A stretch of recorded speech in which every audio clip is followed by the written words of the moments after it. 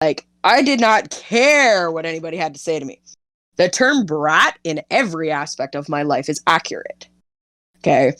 Like, I Okay. don't, like, I'm the type of person, I'm going to do what I want. I'm going to do, like, if I want to go out and actually, I wanted to learn how to build a house. I know how to build a house. I wanted to work in fast food. I worked in fast food. I wanted to be a DJ. I started DJing at one point in time. Like, I want something, I'm going to do it regardless of what people say. And it caused a lot of issues between myself and my mom because my Okay. mom never had that kind of freedom. Whereas me, I didn't care whether or not they were going to give me that freedom. I was going to let myself have that freedom. So, like, I would just go, I'd run, I'd just do whatever I wanted. Well, one day, I was babysitting my two younger sisters, and I get a knock at the door at 2:00 in the morning. My mom and dad were out on a date night. And at 2:00 in the morning, I had police come to my door to tell me that my mom and dad were dead. They got hit by a car, gone. Just gone, done. And me being rebellious, I wasn't thinking about anybody else. I didn't care about what anybody else. Like, yeah, I had two younger sisters and we had a whole whack of family, but my priority was me. I knew my sisters were going to be taken care of. They were young, like, they were 13 and 9. There was family that were going to take them in. I was 15 and nobody was going to replace my mom and dad. So I went and did my own thing. I ran away. Like, I lived in Manitoba. I've lived in Quebec. Like, I've traveled all over Ontario. Like, I've seen a lot. Like, from the ages of 15 to 18, I traveled like 3 different provinces just because I could. Like, nobody could stop me. And then I got to a point where, like, it landed me into some really nasty habits. And I had almost lost my life a few times because of it. And at one point, Damn. I turned around and I changed things. And that's when I found out I was pregnant with my oldest. I got clean. I started thinking. I, turned my life around. I started saving money. I started settling down, and, I became a mom. Okay. I became who I am. Like, I'm still rebellious and I'm still a brat and I still, like, I still do that. I'm still sarcastic. I'm still cocky. I'm quick-witted. I still have that. But I'm responsible. And I'm a lot more organized than what I was before. And, like, I don't just think about myself. I think about I think about what my actions are going to cause. I'm Simba. Fair enough. That makes a lot of sense. Hence why I am, like, extremely it's not like I'm not just obsessed with it because it's like, my all-time favorite kids movie. Like, I'm obsessed with it because I can relate to it. Yeah. Like, I went through that. And, like, I look back at it and, it's coming up to 11 years. And, like, I look back at it and I'm like, you know what? It happened. It's over with. I wouldn't change it for the world. Because, like, the person that I am today, some days I may wake up and look at my mirror and be like, you know what? Like, she's a piece of shit. But, like, most days when I get up, I look at myself and I'm like, you know what? I am that boss-ass bitch. And I'm going to take over the world one day.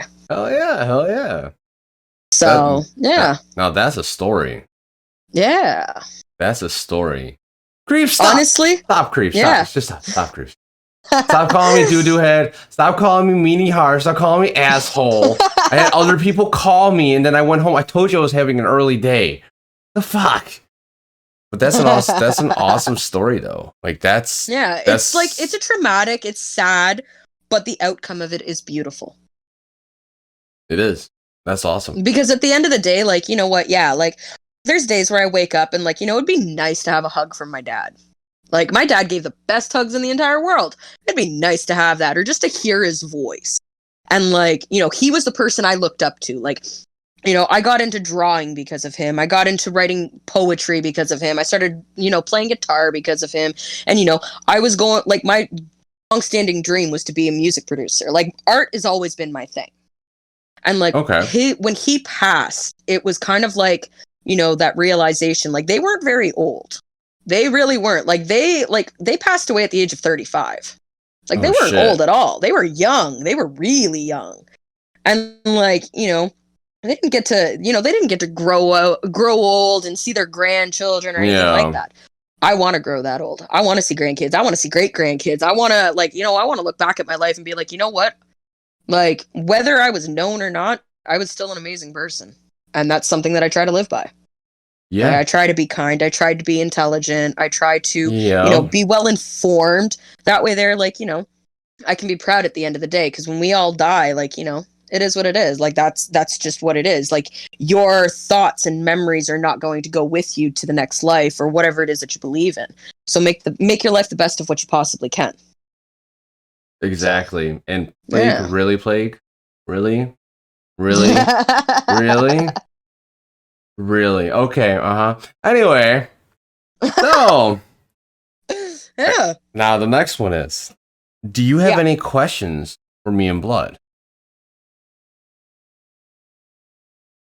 What is your long-term goal as, a TikTok creator, YouTuber, Twitch streamer? Like, what is your long-term goal when it comes to the social media platform?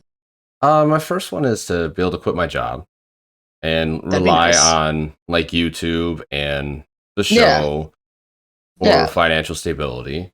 The That'd next be one would nice. be probably figuring out how to build upon it more, either starting a business of some sort around the same field, or just like figuring out what to do next. Because like Yeah. either you're going to grow and be massive and save what you get for like so you can retire, or you're going to keep building more stuff and keep going. It's one or the other.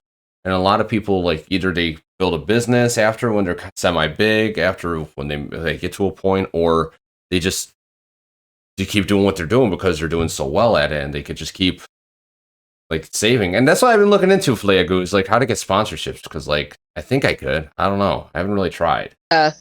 Well, honestly, like, whatever you decide to do, whether it's, you get big and, you make enough that you can retire, or you just continue that dream, never lose your passion for it.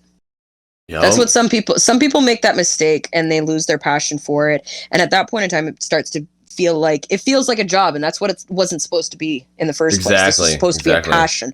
Follow that passion. All right. So if you passionately feel like, all right, this is what I want it to be, I can retire. I feel comfortable. If that's what your gut tells you, do it.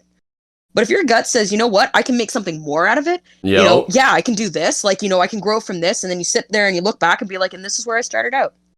Look at how far I've came. If you're still passionate about it, the pride that you will have of how far that you came, not what you have, not what you've built, but how far you came is more rewarding than what you've built it to be.